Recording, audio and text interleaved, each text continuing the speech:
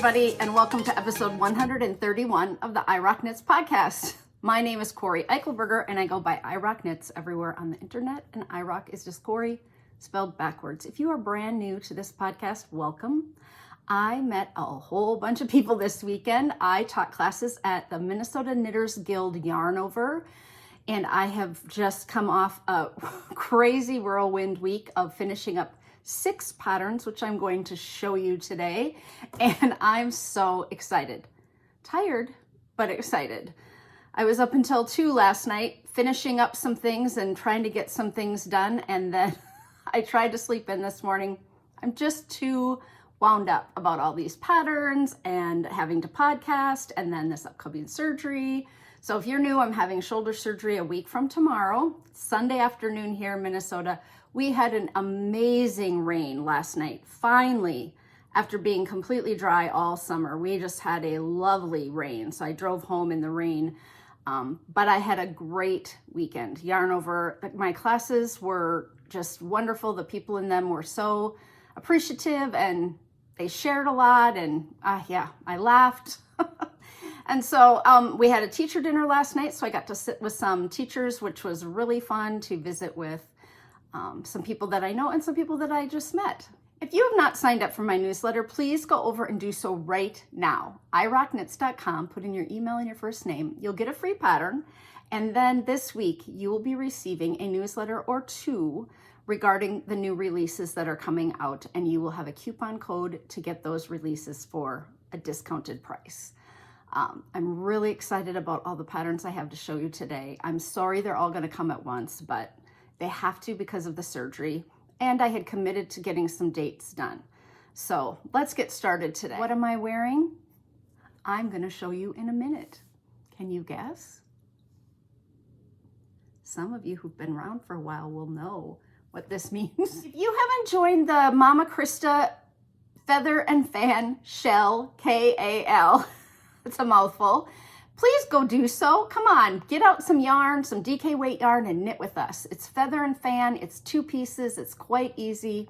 I met with the library knitters that I had started on the project last week on Tuesday, and they are going strong. They have all decided to knit the pattern flat instead of in the round, and I talked about that a little bit last time, but it makes much more sense, and they're getting their repeats done, and a couple of them were here on Friday to get some. I have a knitting help time. I tried to cram 4 knitting help times into September before my surgery for all beginner knitters. And so, I'm really excited about this knit along. I talked to Stephen B this weekend, and he's so happy that we're doing a knit along. So that knit along will run till the end of November. So you have plenty of time to cast on and join with us. It's a great little top. It's a great shell. You could do it in cotton or like superwash. You could do it in a merino, any type of wool. I have people doing it in all different shades and colors. Some of our striping, some are using a little variegated yarn. So yeah, come on over and join us. I've got some great prizes to give away at the end of November. I have 2 questions to answer this week that came in over the weekend, and I still have issues with short rows. I revert to wrap and turn because other methods look bad. I end up ripping back. How do you make short rows? More specifically, how do you resolve them? And this is from Jessie's Mom 1. Hi, Jessie's Mom. I love a wrap and turn. But I took the Craftsy class on short rows, and it was amazing. And a German short row is probably the one that should be my go-to. But because I did wrap and turn for so many years, I just revert to it too. And I don't think that there's anything wrong with that. I pick up the knit when I come around to it. And on this particular pattern, I use short rows in the back neck, and I used wrap and turn in the pattern. That doesn't mean that someone can't substitute whatever favorite short row they have is, but I think the German short row is probably the most popular, and there are a couple of YouTube videos that you can watch. Sometimes I think my German short rows get a little wonky because you slip, bring your yarn forward, turn your work around, and then you lift the working yarn up and you pull the stitches up. And so sometimes I think that can look a little tight. Depending, I think it really is dependent on the weight of the yarn you use, what kind of short row you use. It's easier to hide things, I think, in the smaller weights of yarn if you're working in fingering or sport. And then once you get up into like the worsted and air weight, I do think that short rows are harder to hide a little bit. You have to be a little bit more neat. But I would really recommend that Craftsy class if you really want to delve into the different kinds. The one with the safety pin, the German short row. What other ones did she have in there? I'll look it up for you. So the class I took was called Short Rows by Carol Feller, and it was free. Now, I have a membership to Craftsy that I purchased when they had a discount, and I think that's why I get it for free. But they have like a yearly, like a one-time membership deal, and I got it for just a few dollars. So that is the one I watched, and she did wrap and turn, Japanese, and maybe German short rows, and then she did like sleeves and shoulder short rows, and it was comprehensive, very good, and not super long. Like I'm gonna say, you know, maybe it was a couple hours, and you had little sections to, so that's where I would send you, because I am no short row expert. I hope that helps. Okay, the second question comes from HBWT40, that's Marlene in Colorado, and she says, where do you get the inspirations for your designs? How long do you spend on the actual design development? What part of the process of releasing a new design is the most taxing and most enjoyable? Now, I've really talked a lot about my design work in the past, so I'm not gonna hit on my inspiration, but I have a 3-ring notebook, right? Giant one. And it's full of pictures, just anything I see. And I take pictures of a lot of clothing, a lot of fabric, a lot of sweaters I see out in public, and just pieces of them and put them in that notebook. But I spend hours and hours on design development. I know early on when I was designing this sweater, I talked a lot about the inspiration for it and how I had seen this kind of 1960s mod sweater, and it had these big boxes that went all the way down the sweater, and I really wanted to knit that. Like I wanted to knit, well, it was like a dress. It was like a mini dress. I really wanted to knit that into a sweater, and it just wasn't gonna work. The boxes were too big to size up, and so it just took forever. I'm gonna say I started working on this sweater pattern in June, and it's coming out this week. And I literally worked on it all summer. I designed it, I rewrote charts, I knit on it, I ripped it back, I knit on it some more, I ripped it back. I asked people about the yoke colors. I had too many. I had started with 5 colors in the yoke, and now I narrowed it down to 3. So it took months and months. But maybe it's because I didn't have a real direct line to where I was headed. Like I was still deciding what I would like. But then I had 16 test knitters, and that's my biggest stressor when I do patterns is my test knitters. Like I want the pattern to be perfect before it goes to them, and that's not possible. I am working with a new tech editor, and we're learning how to work together and communicating, and we had a big kerfuffle with this sweater. She had sent a second update of when she went through the pattern, then I accepted all her changes. I sent it back to her, and I thought that meant it was ready to go to testers. And then she went back through it again and sent it to me, version 2 in the Dropbox, and I never saw it.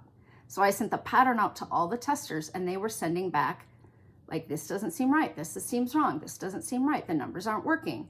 And eventually I kept answering, and then eventually I sent some of the questions to my tech editor, and she was like, I already updated all these, and I had missed it. So it was a huge problem, right? Like I felt really bad. Lots of people had to rip back, and we went through 9 versions of the test knit. 9. I mean, usually I do 1 or 2 at the most, but the numbers weren't working out. The pattern wasn't being sized accurately for all sizes. These lace stitches on the front need to line up on the sleeves on all the sizes as you come around. So you have to cast on the right number under the sleeve.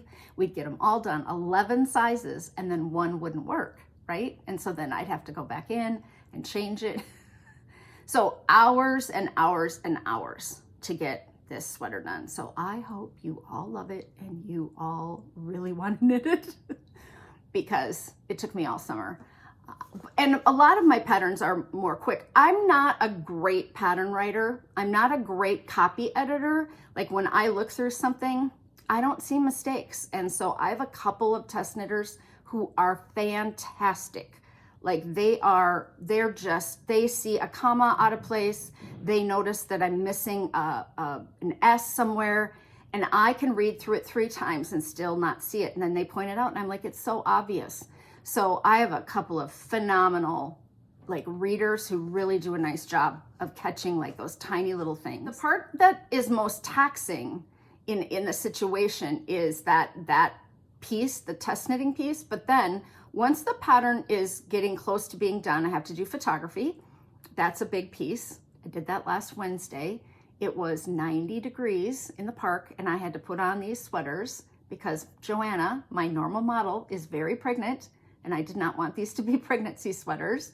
And so a lot of designers model their own stuff because they get facial recognition on their patterns, right? There are a lot of people who may have bought my patterns and don't know what I look like if they don't watch the podcast. So I just said, I got to suck it up with my big girl body and go stand in the park in jeans and boots. And then I put hats and coats on little kids in the park. So that was very stressful because I had waited. My photographer's father passed away. It's very sad. Her mom is a knitter friend and I haven't seen her in a while. And so I kind of waited a little while after they had the memorial. We were in Maine, so I missed it.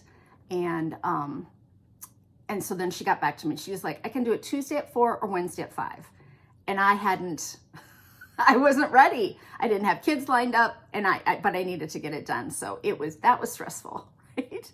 Then once they're all done, I have to put them on Ravelry, which is a multi-page process with all the information and make sure it's accurate.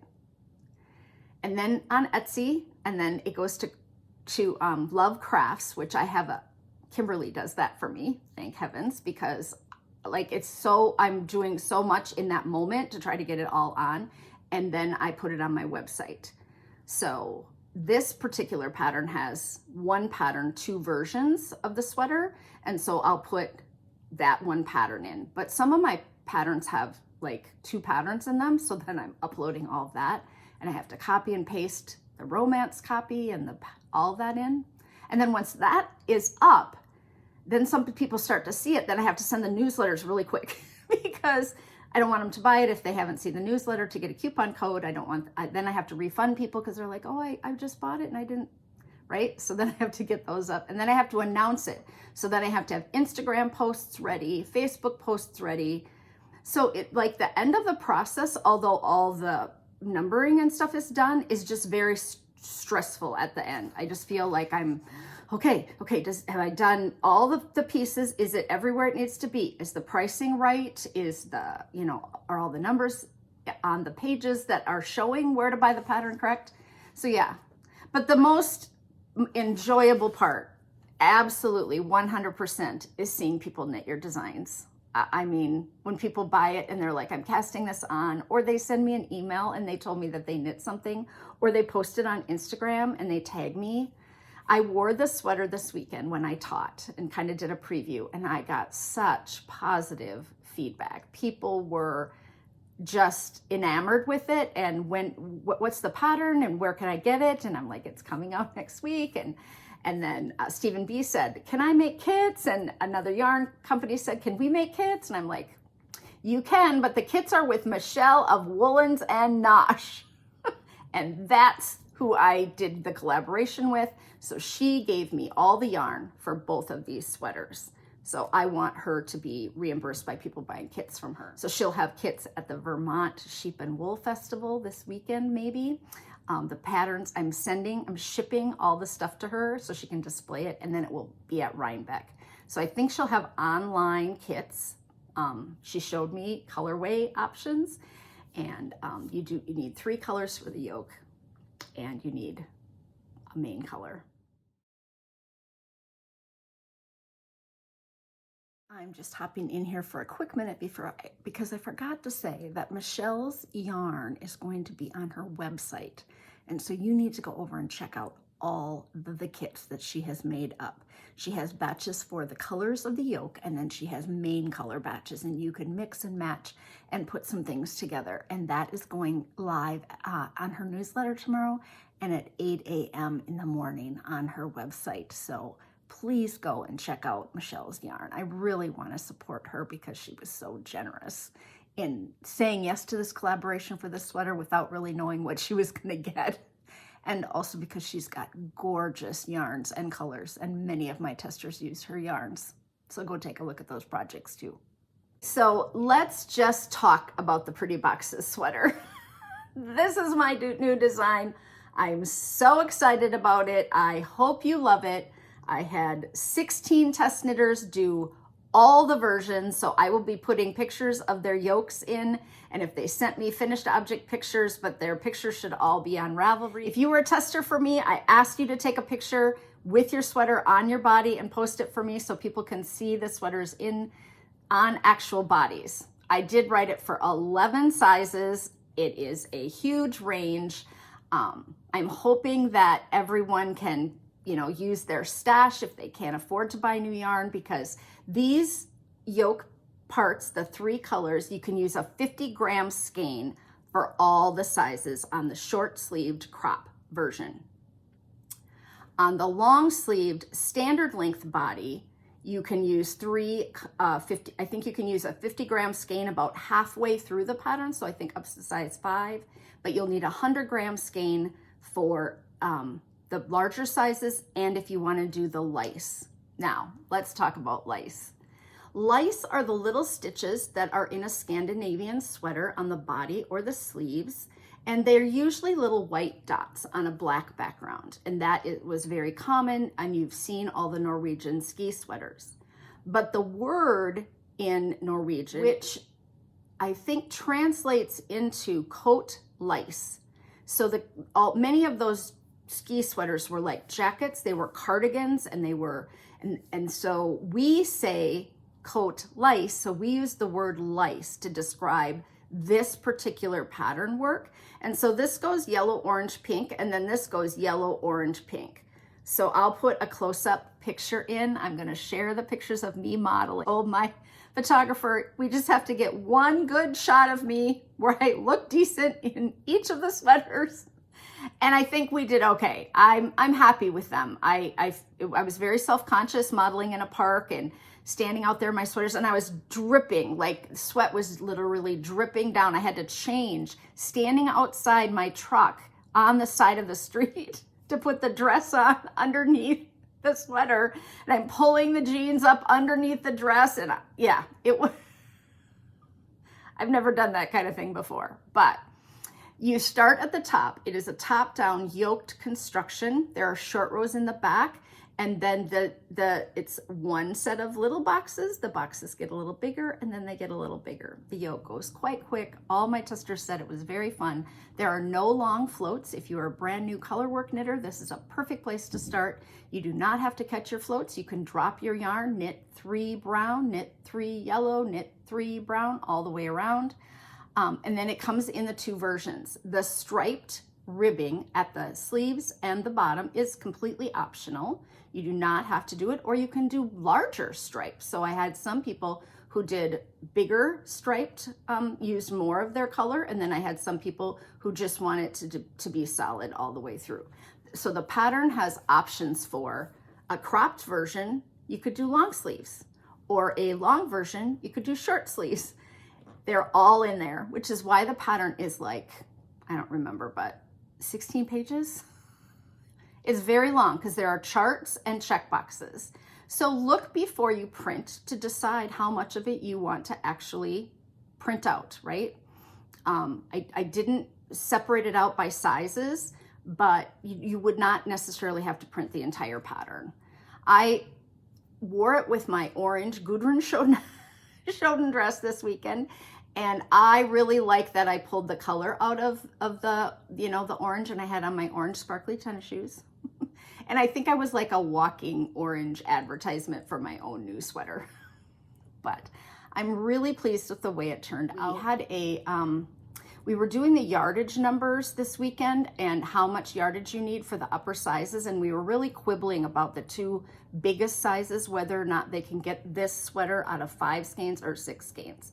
So we decided to go with the overestimate and say 6, even though I think you could get it out of 5, but it depends on how tall you are, right?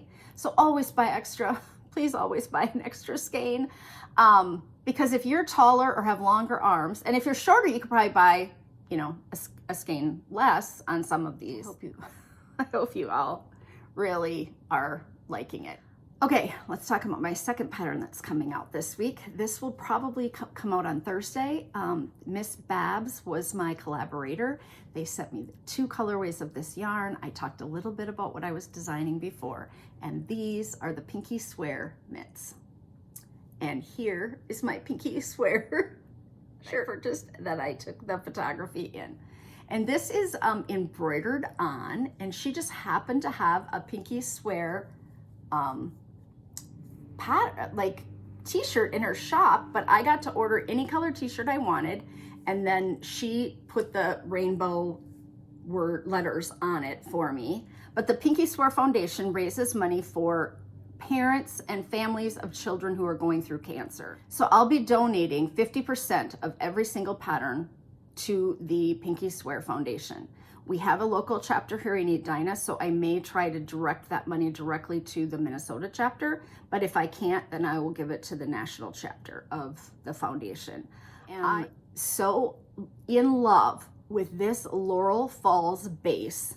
Let me put on the other mitt. I have to put it on my other hand. This is the long version, and you can make the gauntlet go up even higher, but I decided that this many repeats would be just about perfect, but you could make it go all the way to someone's elbow if you wanted. Now, let me hold up the stitch pattern. There. I think that those tiny little stitches look like 2 fingers being clasped together in a Pinky Swear. Look at the photo that I found. It's a picture of a Pinky Swear that I found at Target. So I ordered it, and we took pictures with this as well. And so I think if you hook 2 little pinkies together and you just look at that section, that's kind of what these little stitches look like. They're just like a little interclasping, kind of like bows, but little pinky on each side. There are no texture stitches on the thumb, and it has this really interesting technique for the bottom.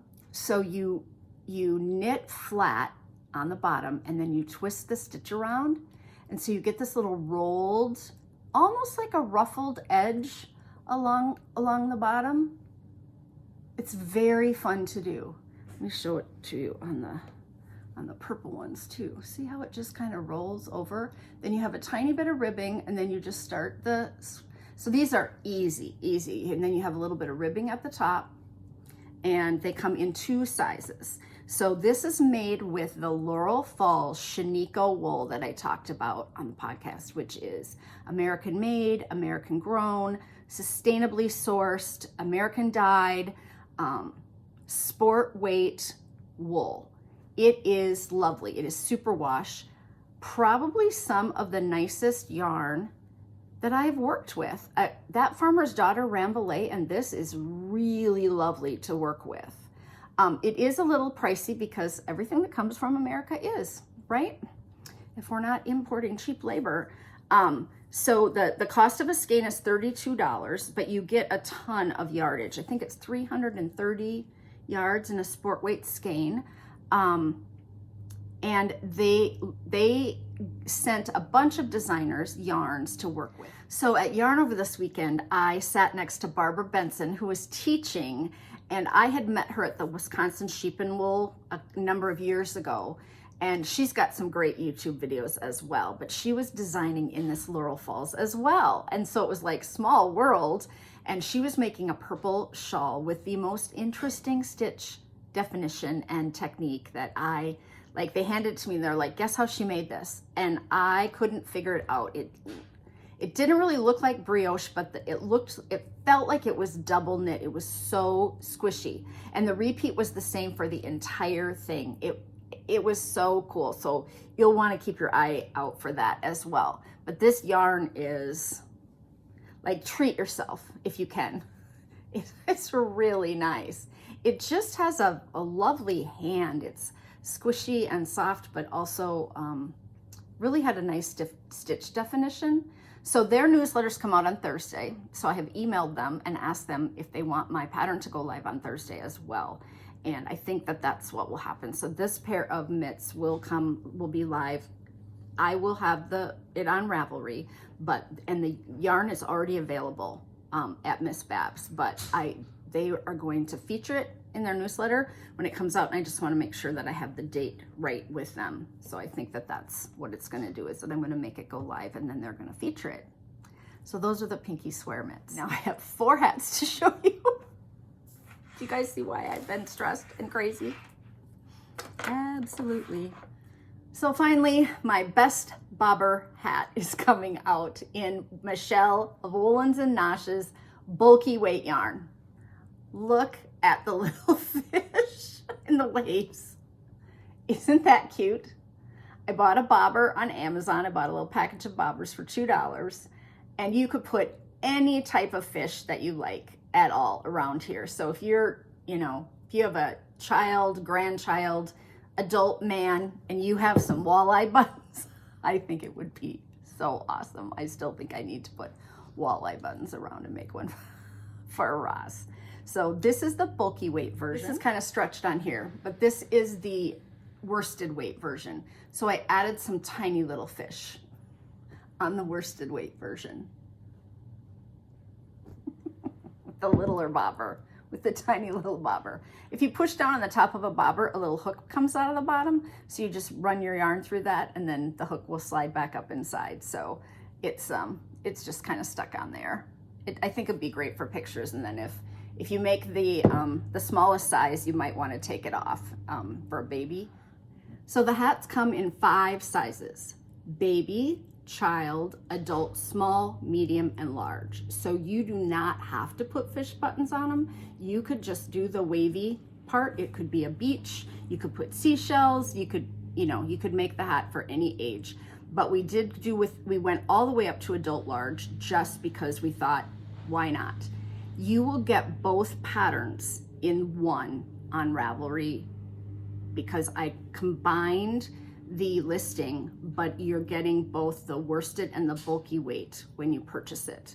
So you don't have to decide if you want to knit it in bulky or hold worsted double, so it works up much faster. Like, this is done in no time. There are very few rounds to do.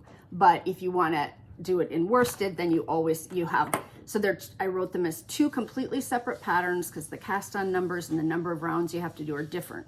But when you would open your Ravelry or whatever, you would have 2 different PDFs that would show up in there, and then you could just download whichever one you want. And this is my new boxed buttons hat. So you make little boxes, and then you have a child pick out their favorite themed buttons that you can get in a little package. And this one is monsters on this side. So we took picture. I think the monsters are awesome, right? And on the other side, we flip it around and we put farm animals.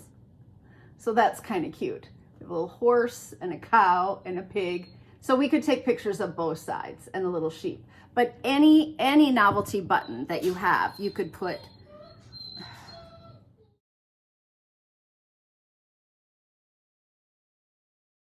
Okay, I have a whiny puppy and he just got a bath, so he can't be outside until he dries a little bit more. And so I had to go and be with him for just a minute.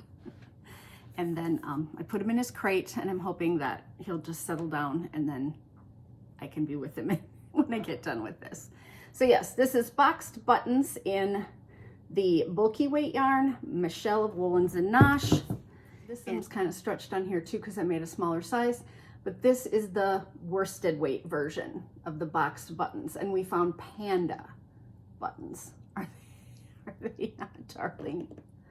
I think that this will make the best Christmas presents for all of the nephews, the nieces, the kids, anybody in your life who has a something that they're really into that you can find buttons for. So we did another one and we put butterflies all over it. So this one literally has just pretty butterflies on it. I know a lot of yarn stores carry these themed buttons now in little packages. And so this is what they look like. I got mine at first on Etsy. And so I linked that in the pattern. So you can go to this Etsy shop that has hundreds of these little packages of different kinds of buttons. You don't have to fill every box with a button, and it tells you in the pattern how many buttons you would need for each, to put in each box. But I did a bulky and worsted version of each of the hats in the 2 colorways that Michelle had sent. And it was just really fun collaborating. In order to do the photo shoot though, I had to find 2 kids at the last minute. And I don't have any kids in that age group that I even know. So I called my friend Mary, who is part of the Library Knitters because she lives here in town. And I asked if her grandchildren would be willing. And they were 6 and 8. And her daughter's Katie, who also lives in town. And she said, well, let me call Katie. And I said, I need them tomorrow at 5 o'clock. And she was like, okay. And within an hour or so, Katie said, yeah, we can do that.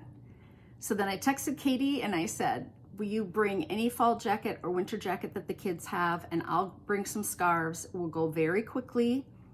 And we got the most adorable kids showed up. Like I'd never seen them. I have no idea what they look like. Not that it really mattered, but these 2 kids are charming and darling. So I paid them each $20 and their mom took them for ice cream afterwards. And they were such good sports because it was so hot. They each had a fleece zip-up jacket that she brought, which is perfect. And Emma and Oliver did such an amazing job modeling for us. They'd never done anything like it before. They had had school pictures that day. And they were both standing there in shorts and t-shirts because it was so flippin' hot out. And yeah, they just did a lovely job. We just kept putting hats on their heads and saying, turn, stand back to back. Put your head down, put your hands like this.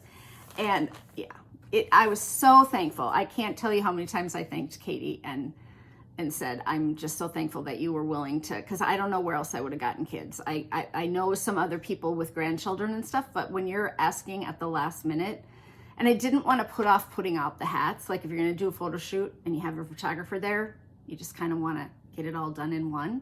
So I am going to send all of these hats also to Michelle so she can have them in her booth at the Vermont Sheep and Wool and at Rhinebeck. It's probably a pretty good time for people to start knitting on, gifts or whatever. So there you go. I did 2 sweaters, a pair of fingerless mitts, and 4 hats, all in the last couple months. It was too much. It was way over the top as far as like managing test knitters, because someone would send me their question and I'd have to look up what pattern and what the question was. Like I couldn't even keep it all straight.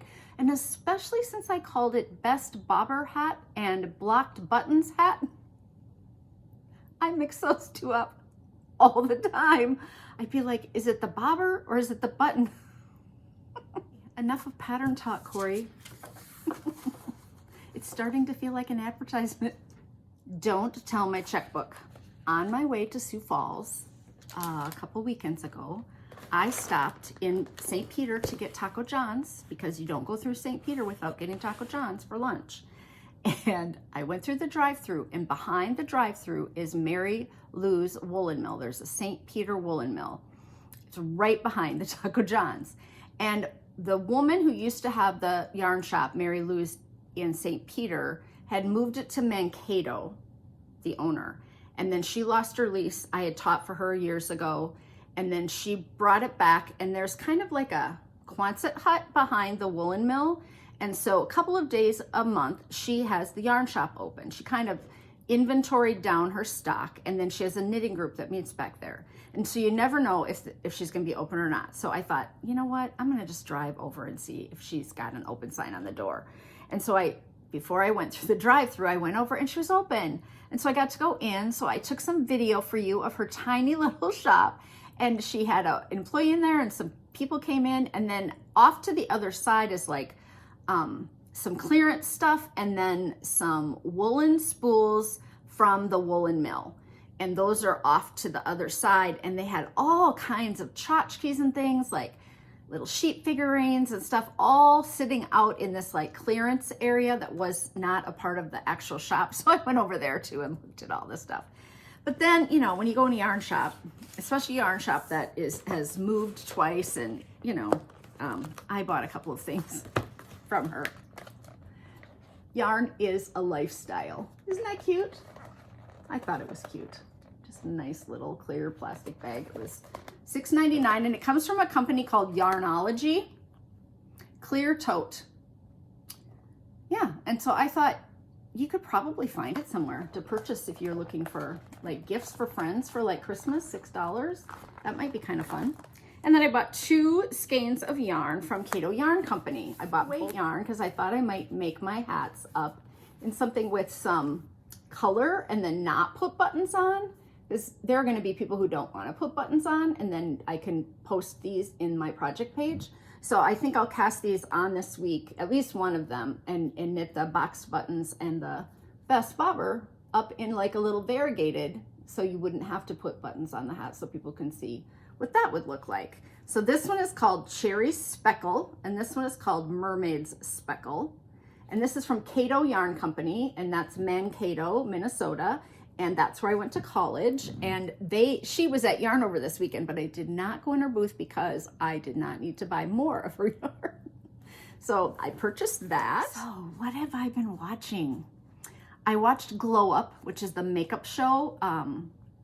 You know, when the British do like a reality competition show, they're all nice to each other, right?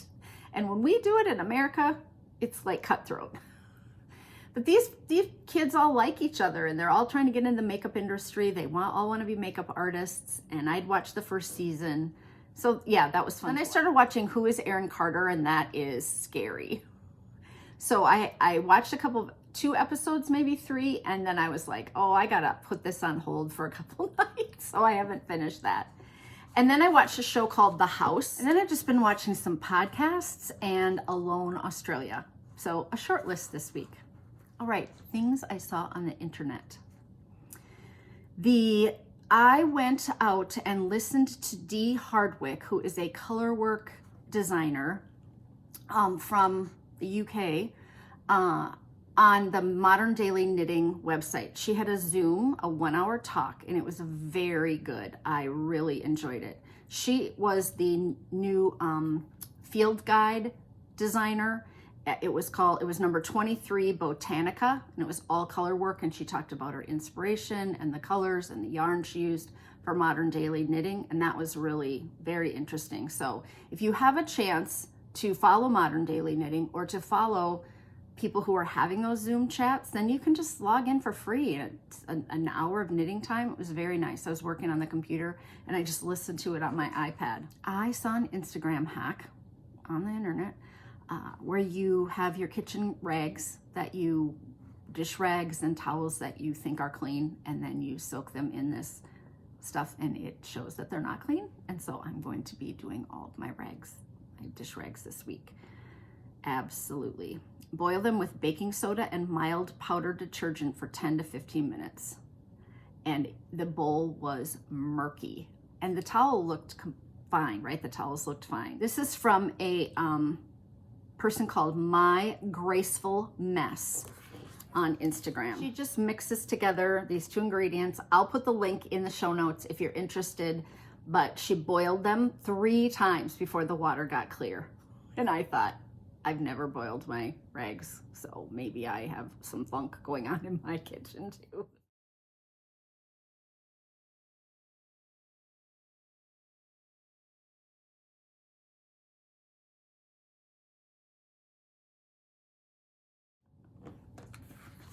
All right, some special notes and things I have to tell you.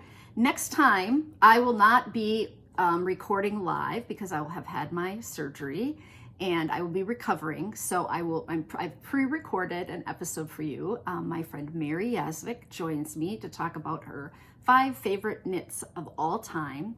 And then I'm putting together this week a list of all the patterns that you guys sent me in the comments from last time that you have knit more than once. So I thought, what a great way to have a bunch of inspiration. So I'm gonna do a little update and I'm gonna list and show on the podcast all the patterns that you guys commented that you have knit more than once. So I thought that would make kind of a fun episode. And then on Wednesday, I am recording with my other friend Renee, and she's gonna come over. And so then the next episode after that, we'll have Renee's little interview, and then I don't know if I will be available to be on it or not at that point, right? I don't know if 2 weeks out I'm going to be feeling like I can sit with my arm and actually record. So it may just be a very short podcast, but I have myself kind of covered for the month of October, and I just want you to know that I probably wouldn't be responding to questions or emails or anything like that for those first few weeks because I'll be pretty laid up. Yeah, I really don't want to have the surgery, but I really want it to be done. Does that make sense? Like, I'm very apprehensive about just how laid up I'll be without my right arm, but I just really want it to be done. I got very little sleep last night. It just ached because I did too much with it this weekend. Like, I drug suitcases and lifted them into the car, and yeah, it was just telling me that it was not working. 2 different people commented in the last podcast about patterns that they had made more than once from a book I had never heard of. And I was like, the first time I responded and was like, well, I'll have to go look that up. And I went to Ravelry and it was out of print. And then when the second person responded, I was like, I need to search that. And I found it on eBay and I bought a copy. And this is the little booklet. It's called Raglan's Unlimited. The original price was $2. It came out in 1971, and it is a whole pattern book of raglan patterns. But look at this. It was like typed probably manually on a typewriter, not even set up on a computer as a PDF. But I was like, this is awesome. This is so cool. There are notes written in this one because of course it's been used. But it is a raglan cardigan with a round neck, a raglan pullover with round turtle or V-neck. It has multiple patterns in here.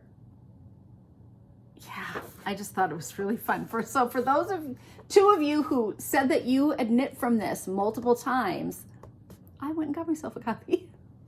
It's just kind of fun to look at and have. I'll take it to my knitting group and share it with them and let them see it. Raglan cardigan with V-neck. And it is by Julia Gibson from Milwaukee, Wisconsin, 1971. So kind of a cool thing. Thought I would share it. So many of you were so kind about my vacation videos.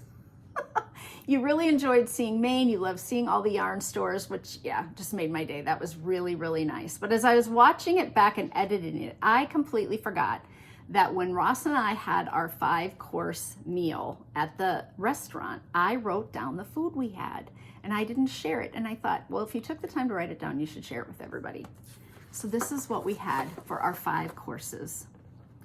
A mushroom tart flambe with truffle, sourdough bread with browned butter and sea salt, whipped feta with olives and pita, salad with carrots and cucumber twirls and an herb vinaigrette, halibut with zucchini noodles in white wine, almond financier, blueberry flan with caramelized burnt cream, tart lemon sorbet, and dark chocolate truffle. Can you even believe it? Now, a couple of the things Ross had and a couple of things we shared, like they came out if they were double on the plate, and then sometimes, like he got the tart lemon sorbet, and I got the dark chocolate truffle. And then we both tried the blueberry flan with caramelized burt. You know, so it sounded like more than 5 things, but oh, it was amazing. The food was so good. And it wasn't like over the top, like scary to eat stuff, right? Like they didn't present me with anything that I was like, I don't know what that is and I've never tasted it before and I don't want to try it. So I thought I'd share. Okay, I have a thought of the week this week. E.B. White. It's a quote. It's going to come up in my Instagram as a Wednesday wisdom. Every morning I awake torn between a desire to save the world and an inclination to savor it. This makes it hard to plan the day. But if we forget to savor the world, what possible reason do we have for saving it? In a way, savoring must come first. And that was from a New York Times interview in 1969. And I think it holds so true for today that there are so many of us who want to save the world. Like we want to figure out how to undo the damage we're doing in this world. Ross and I talk about it, you know, like how can we use less stuff, less plastic, less emissions, less, you know, anything. We're not doing a good job. And in 1969, he felt that way too. It kind of made me think. He said, it's not only exhausting, but also counterproductive to be in a battle mode all the time. Always saving makes us very, very serious and burned out. Savoring, reminding ourselves of what we love and spending time with it, helps us to recharge our batteries and reminds us what we're doing this work for. Remember how we got here and what and who we love and how we can help. Yeah, you know, you're kind of in that mode, which I've been in recently, which is what I think kind of spoke to me, is that I'm in like fight or flight right before this surgery. Like I have to get it all done and I am fighting. I'm stressed. I'm not sleeping. I worry about stuff. I wake up and write things down in the middle of the night just so I don't forget. So yeah, I think it just really spoke to me. I have a little Cori story. I went on the Darn It Anyway Riverboat cruise with my friends and it was the best day.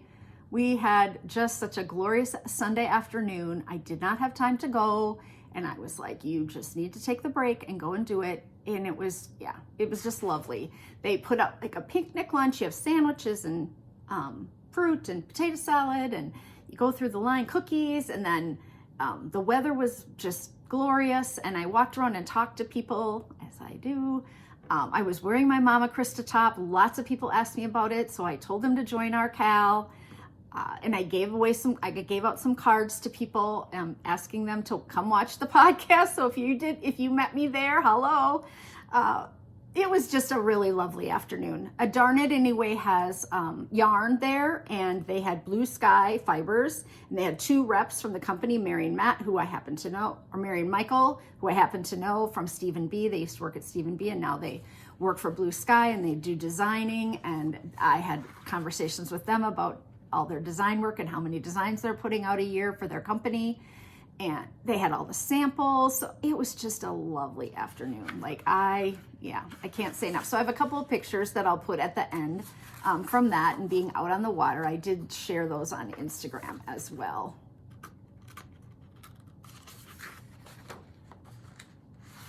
But while we were on that cruise, we got like a little goodie bag. So we got a little handled bag, and then I threw this on the table so that I would show you what we got. So Universal Yarn donated a skein of yarn to everyone, and this is like a thick and thin novelty yarn, but look at the color that I got in my bag. Couldn't be more appropriate, right? So this is Bamboo Bloom hand paints.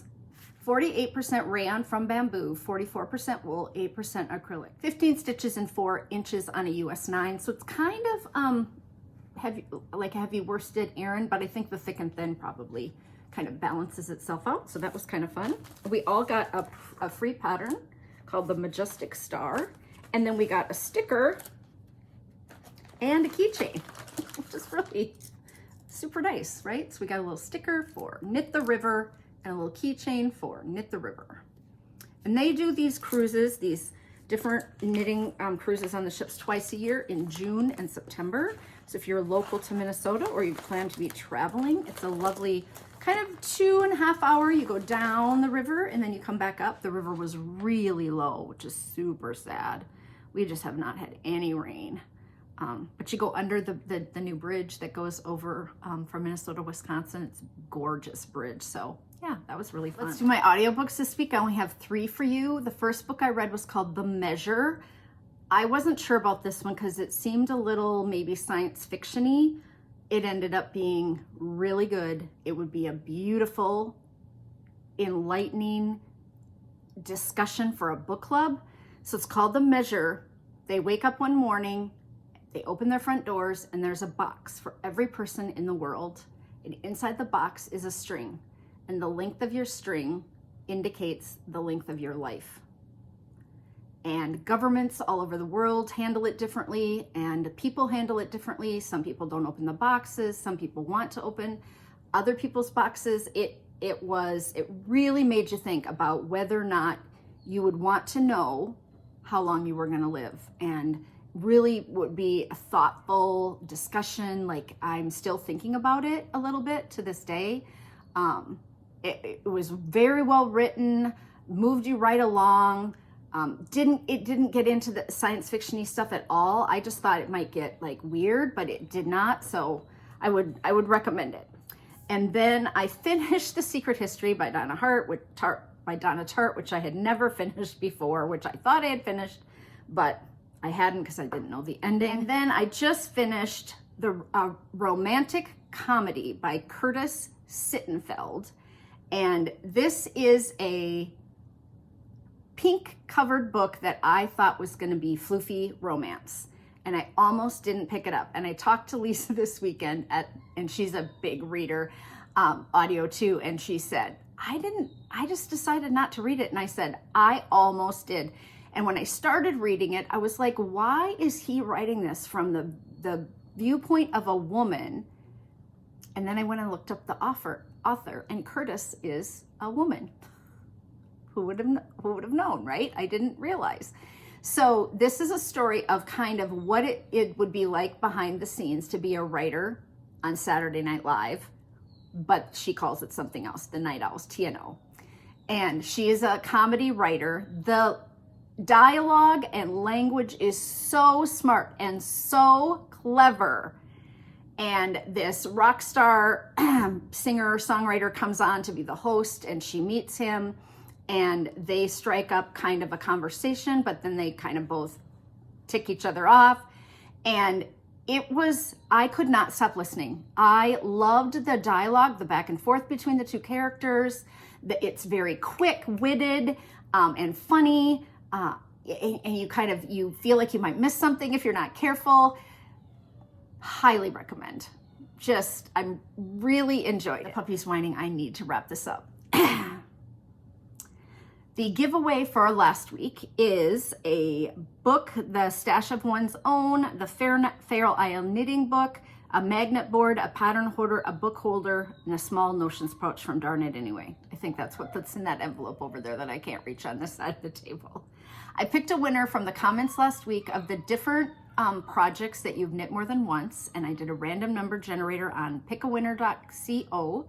And it was Jerry Whalen. And Jerry said that she has knit the ranunculus multiple times. So Jerry, contact me if you can this week. I hope you watch this, because I would like to get that out in the mail to you before my surgery. And now the puppy is howling, so he's in the laundry room. I'm hoping you don't hear that because it's kind of sad. I have one more class to teach on Tuesday night. I'm teaching my Ravelry class through B. Woolen. So if you're interested at all in taking a class from me, it is on Zoom, and it is from like 5 to 8. I think you can register through B. Woolen, and it's Central Standard Time. I thought this was going to be extraordinarily long this week. I talked fast. I wanted to get it done. I'm going to go watch the Vikings game. And our Gophers lost last night, big time. I stayed up a little bit watching that when I got home. And that was really sad because they were up by 3 touchdowns, and they lost. bummer, right? If you just feel so bad for those college boys. I don't think I have anything else for you. Just look for my patterns this week and my newsletter if you are interested. I really always appreciate your support by just buying a pattern if you'd like to support me. So thanks. Keep it colorful. Keep your fork. Waddle on. Buy the gravy. Don't complain with your mouth full. You'll never regret ripping back. Grace costs you nothing. Did I get them all? I haven't done them for a long time. Come in for your hug, your crooked hug. Hopefully that'll be fixed the next time you all see me in person. Love you all. Bye. Thanks for watching.